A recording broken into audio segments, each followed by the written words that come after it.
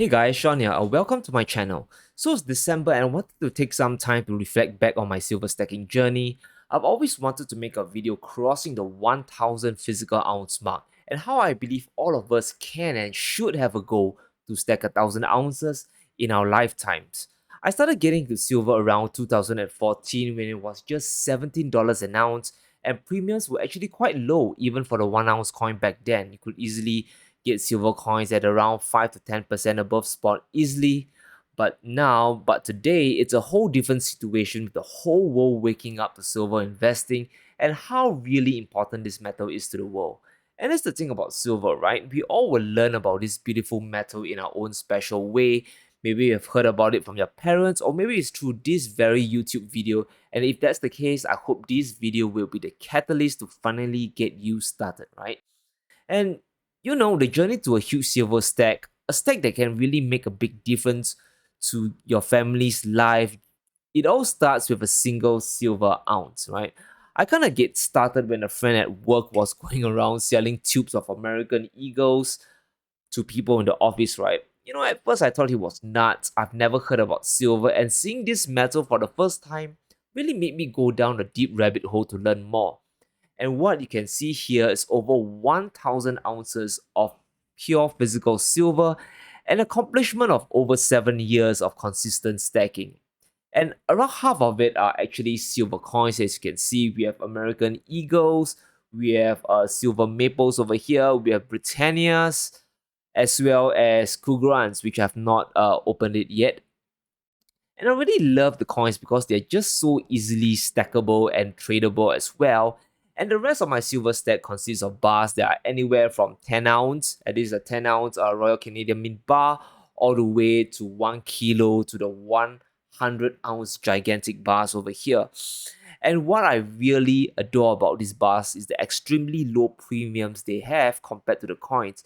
So, for example, right, the typical silver coin that you can see over here has a premium of around 20%, especially when you get up to the Eagles. I got these Eagles when it was cheap, but today the premiums for this are an astounding 30%, above 30%, which are just truthfully said insane, right?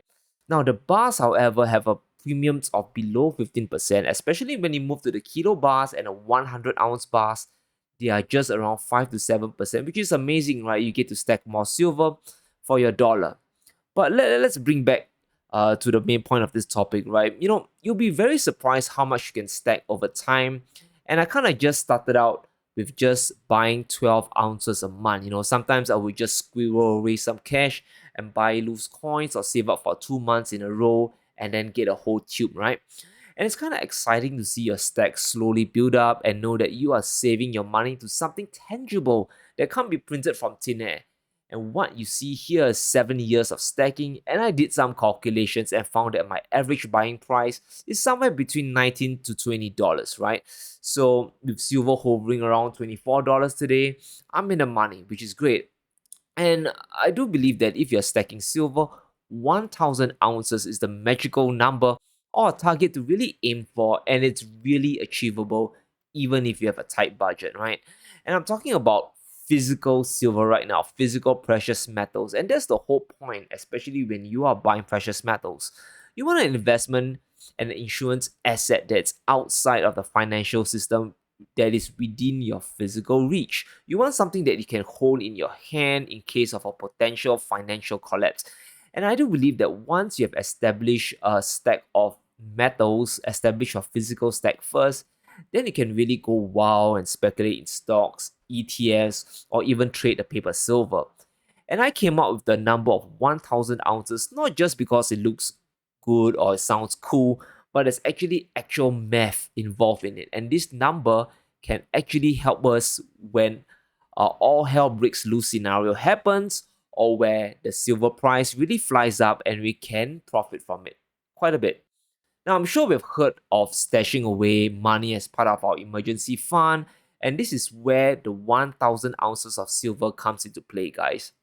Yeah, I've cash stashed away for sure, and cash is, honestly my first line of defense. But in a case where all hell really breaks loose and trust is lost in the financial system, there could be a scenario where people might be trading with physical silver. Look, I know it's rather unlikely, and I'm beginning to sound like a doomsday prepper, right? But if you see the way the world's moving, with the wealth gap just getting greater, the rich are getting richer, the poor is getting poorer, riots happening all over the world, you really never know what might happen, right? And that's why 1,000 ounces, which is around $28,000, can easily be an entire family's emergency funds for 6 to 12 months, right? Yeah, depending on your lifestyle, it could last longer or shorter. But the point is really to have something on hand if we really do plunge back into the dark ages. Now, for the investment scenario, 1,000 ounces is where silver can really start to make a difference in your life in a meaningful way. Now, if you own an ounce of silver and it doubles in price, great. But what can you buy with the gains, right? Honestly, ask yourself that. Maybe a nice juicy steak dinner, but after that, it won't really make much of an impact. But with 1,000 ounces, things get really interesting and fun.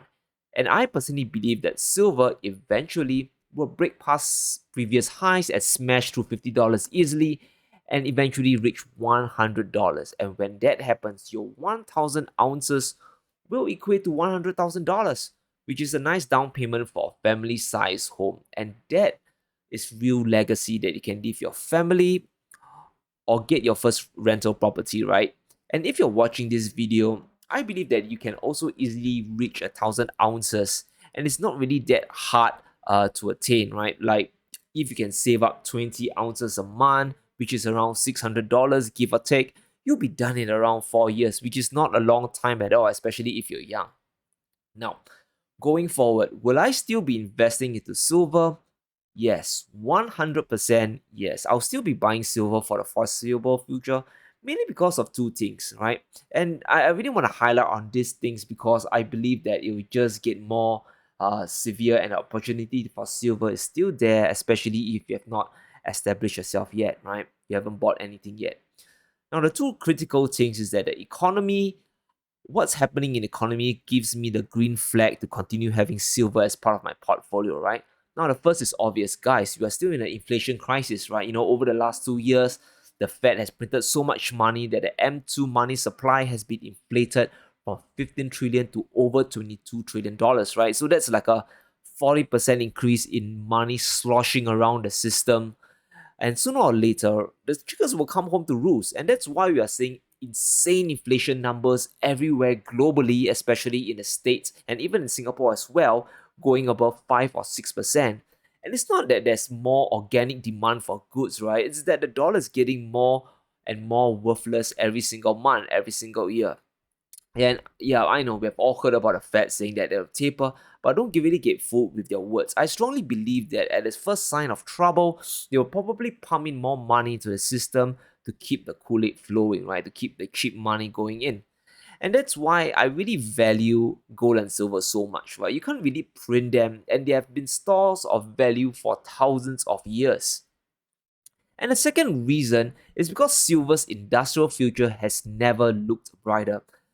You probably know that silver is used in everything from electronics to jewelry and solar panels, but this is only going to accelerate over the coming decade with the infrastructure bill that has just been passed and Biden's Build Back Better plan that will, eventually pass as well, right? The Democrats are in control of the Senate, and yeah, it's just going to get passed, no doubt about it. And if you're unaware, the $1.2 trillion infrastructure bill is going to give silver quite a bit of a shot in the arm, while the Build Back Better bill might spark a strong rally for years to come.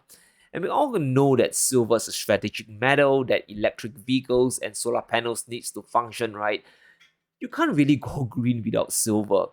And the infrastructure bill is going to plan to inject around $15 billion into creating EV charging stations and electric school buses, which I have to admit, right, $15 billion is not much. But the Build Back Better plan, that is where the real action will happen, right?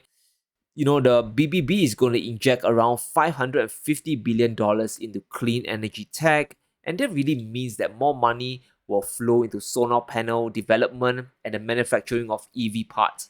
And this is the part that I really like, right? Of this amount of money, there will be more tax credits for purchases of electric vehicles and renewable energy. That means more electric vehicles will be on the road. Average families will be able to buy the electric vehicle, the electric car, that Tesla car that they always wanted. And solar panels will be popping up across America, right? Not only on top of commercial properties, warehouses, but as well as the everyday Joe on top of his house, right? There'll be solar panels powering the way we live. And silver really stands to gain from this, guys. And this is just in the United States alone. It's going to be undeniable that the world's future is really going solar, and silver is going to be at the backbone of that wave. Now, I did say that I will continue buying silver, but most of it won't be physical, and I do have to play a bit of the devil's advocate here, right? I love physical silver, but anything more than 1,000 ounces for myself is going to get rather bulky and hard to transport around. 1,000 silver is no joke. It is around 31 kg, or around 65 or 70 pounds. And believe me, that's a load of metal to carry around, right? That's also why I also invest in some gold, because gold can store so much more value than silver, right? Just imagine this 1 ounce coin over here, this 1 ounce gold kangaroo is equivalent to 80 ounces of silver, and that's like almost 3 of this kg bars.